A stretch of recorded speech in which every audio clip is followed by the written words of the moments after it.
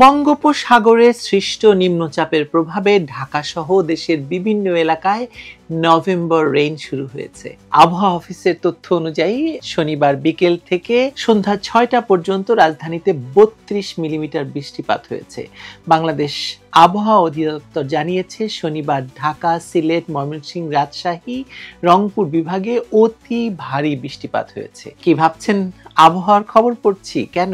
দেশের রাজনীতিতেও যে নভেম্বর নিম্নচাপ শুরু হয়েছে বুঝতে পারছেন সেটা আপনি? যদি না বুঝে থাকেন তাহলে চলুন বোঝার চেষ্টা করি। এই নিম্নচাপ যমুনায় গিয়ে আছড়ে পড়বে নাকি গোটা দেশকেই তছনছ করে দেবে?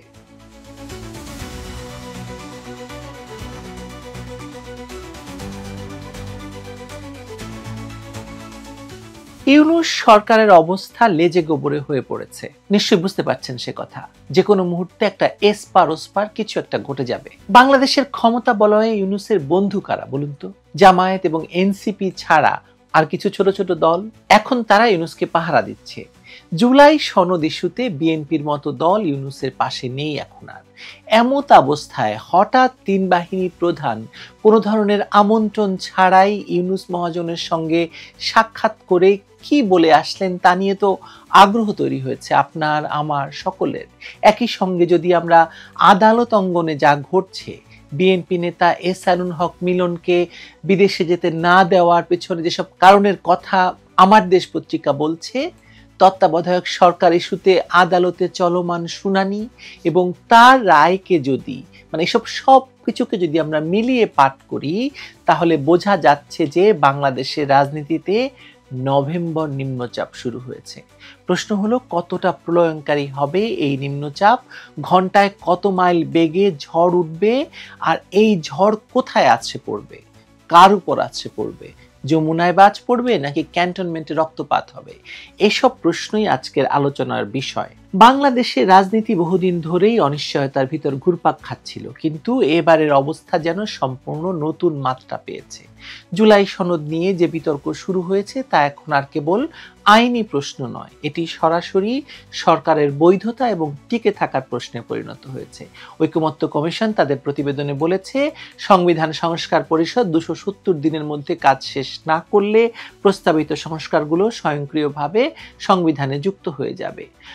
প্রথম শুনলে মনে হতে পারে যে এটা হতেও পারে, কিন্তু আইনের দৃষ্টিতে এটি একেবারেই নজিরবিহীন।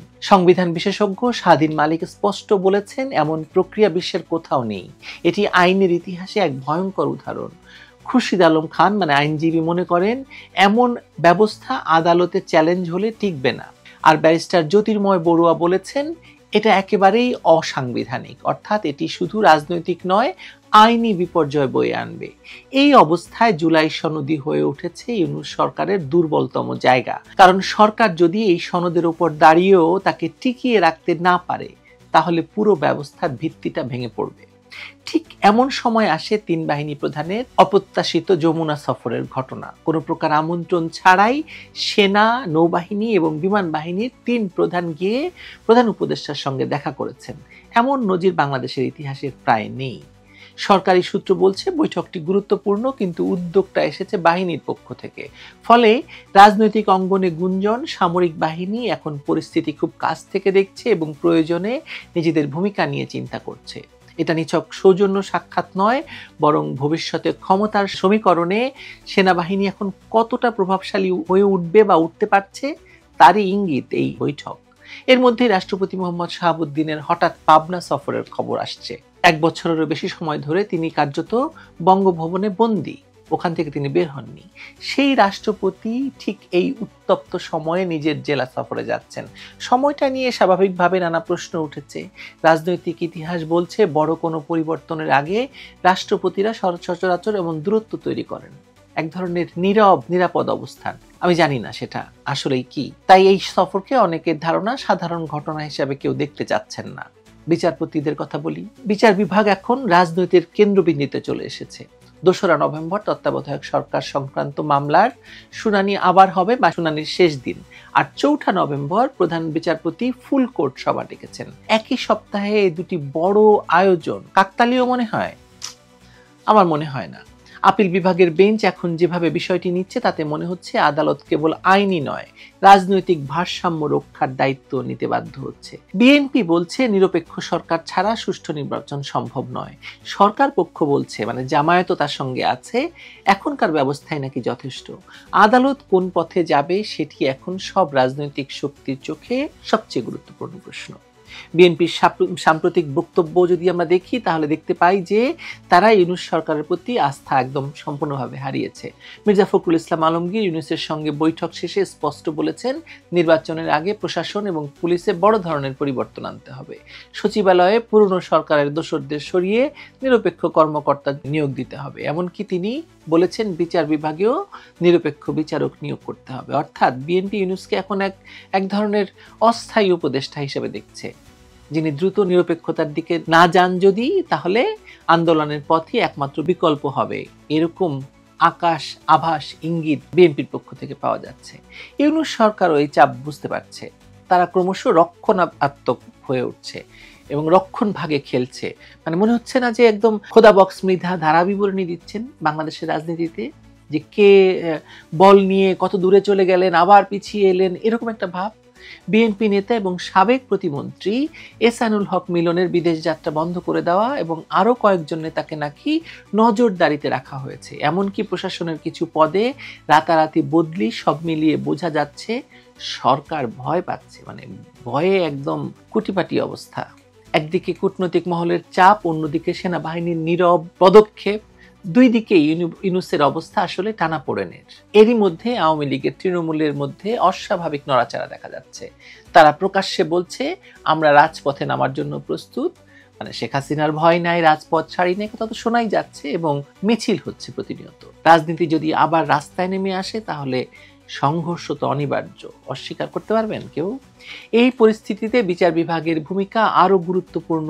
তত্ত্বাবধায়ক সরকার সংক্রান্ত মামলার রায় যদি ইউনূস সরকারের বিপক্ষে যায় তাহলে তার রাজনৈতিক বৈধতা প্রায় শেষ হয়ে যাবে। আবার যদি সরকারের পক্ষে যায়, বিএনপি এবং তাদের মিত্ররা সেই রায় মানবে না। ফলে সংঘাতের সম্ভাবনা দুদিকেই। আদালত তাই এক অস্বস্তিকর অবস্থায়। যে রায় দেখ না কেন তা রাজনৈতিক ঝড় বয়ে আনবে, ভালো কিছু আনবে না।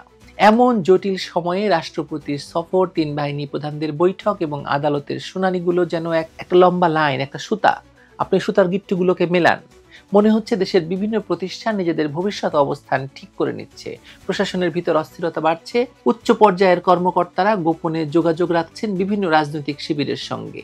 কে টিকে থাকবে, কে যাবে, সবাই হিসাব করছে। এইসব ঘটনার মধ্যে এনায়েত নামের এক ব্যক্তির জবানবন্দি এই চিত্রটাকে আরো একটু উস্কাই দিচ্ছে। খবর প্রকাশ করেছে আমার দেশ পত্রিকা। জানেন তো আমার দেশ পত্রিকা এখন সরকারের খুব ঘনিষ্ঠ এবং তারা আগে ভাগে অনেক কিছু পেয়ে যায়, বিশেষ করে নিরাপত্তা উপদেষ্টা রজার খলিলের কাছ থেকে। মানে তার বরাতে মনে হয় পুলিশের কাছে দেওয়া তথ্যে এই এনায়েতের বয়ানের কথা উঠে এসেছে যে ভয়ঙ্কর কিছু তথ্য তারা পেয়েছে। যেমন দেশের ভেতরে এবং বাইরে থাকা একটি চক্র নাকি ইউনূস সরকারের পতনের জন্য সক্রিয়ভাবে কাজ করছিল। তার ভাষ্যমতে এর সঙ্গে জড়িত ছিল কিছু রাজনীতিক, ব্যবসায়ী, বিদেশি সংযোগও ছিল। গোয়েন্দা সূত্র বলছে এই নেটওয়ার্কই সরকারের বিরুদ্ধে নানা প্রচারণা চালাচ্ছিল এবং জুলাই সনদ ঘিরে উত্তেজনা বাড়াচ্ছিল। ইউনূস প্রশাসন এই জবানবন্দিকে ষড়যন্ত্রের প্রমাণ হিসেবে ব্যবহার করছে। তারা বলছে দেশের ভেতরেই কিছু শক্তি সরকারকে অস্থিতিশীল করতে চায়, কিন্তু বিরোধীরা বলছে এটি সরকারের তৈরি এক নাটক, ব্যর্থতা ঢাকার জন্য আরেকটি গল্প। সত্য যাই হোক, এই জবানবন্দিকে ঘিরে রাজনৈতিক অঙ্গনে নতুন বিতর্কের জন্ম নিয়েছে। প্রশ্ন উঠেছে, যদি সত্যি এমন ষড়যন্ত্র থাকে তাহলে সরকার এতদিন কি করছে, আর যদি না থাকে তাহলে কেন এমন সময় একটি গল্প সামনে আনা হলো? সব মিলিয়ে বাংলাদেশের রাজনীতি এখন অদ্ভুত এক অবস্থার মধ্যে পড়েছে। ইউনূস প্রশাসনের হাতে আর খুব বেশি সময় নেই। প্রতিটি দিন তার জন্য নতুন চাপ, নতুন সংকেত। বিদেশি মিশনগুলো এখন স্পষ্ট করে বলছে বাংলাদেশের স্থিতিশীলতা নির্ভর করছে আগামী কয়েক সপ্তাহের ঘটনা প্রবাহের উপর। সাধারণ মানুষও আতঙ্কে, বাজার অস্থির, বিনিয়োগ স্থবির, প্রশাসন বিভক্ত, যেন সবাই অপেক্ষা করছে কিছু একটা ঘটতে যাচ্ছে, কিন্তু কি সেটা কেউ জানে না, বা জানলেও মুখ খুলছে না। যা কিছুই হোক না কেন, ইউনূসকে তার দলবল সহ হয়তো শিগগিরই সরে যেতে হবে ক্ষমতা থেকে। কিন্তু প্রশ্ন হলো তারপর কে? যেই আসুক না কেন বাংলাদেশের রাজনীতিতে আরেকটি ১/১১ ঘটতে যাচ্ছে বলে স্পষ্ট ইঙ্গিত মিলছে। যদি সেটা নাও ঘটে তবু বোঝা যাচ্ছে ইউনূস প্রশাসন আওয়ামী লীগকে যেমন নিষিদ্ধ করেছে তেমনি বিএনপিকেও এ যাত্রায় পুরোপুরি মাইনাস করেই ক্ষমতায় টিকে থাকতে চাইছে। অতএব বছরের শেষ প্রান্তে এসে বাংলাদেশের রাজনীতিতে সত্যিকারের নভেম্বর নিম্নচাপ তৈরি হয়েছে। কত মাইল বেগে ঝড় উঠবে, কতটা বজ্রপাত হবে, সব ভেসে যাবে কিনা এ সপ্তাহেই বোঝা যাবে। বঙ্গোপসাগরে যেমন নভেম্বরেই সবচেয়ে উত্তাল হঠাৎ একটা ঝড় ওঠে, তেমনি রাজনৈতিক সাগরেও এখন ঢেউ উঠেছে। ইতিহাস বলে বড় ঘূর্ণিঝড়গুলো সবসময় এই সময়ই হয়ে থাকে। নভেম্বর ডিসেম্বর একটা ৭ই নভেম্বর ঘটে কিংবা ১৬ই ডিসেম্বর ঘটে, বিজয় ঘটে। ভালো থাকবেন সবাই, কথা হবে আবারও।